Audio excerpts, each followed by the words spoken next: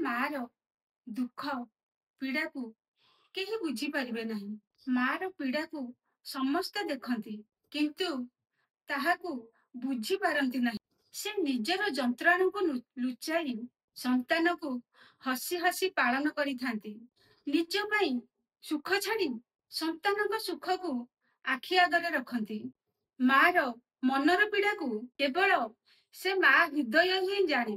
ନିଜର ଅଶ୍ରୁକୁ ନିଜେ ଚାପି ରଖନ୍ତି, ତାହା ନୁହେଁ ସେ ଅନ୍ୟକୁ ଅଶ୍ରୁ ଦେଖାନ୍ତି ନାହିଁ। ନିଜ ସନ୍ତାନ ମାନଙ୍କ ପାଇଁ ସବୁବେଳେ କଷ୍ଟ ସହିଥାନ୍ତି। ମାର ପ୍ରେମର ଗଭୀରତାକୁ କେବଳ ଭଗବାନ ହିଁ ବୁଝିଥାନ୍ତି।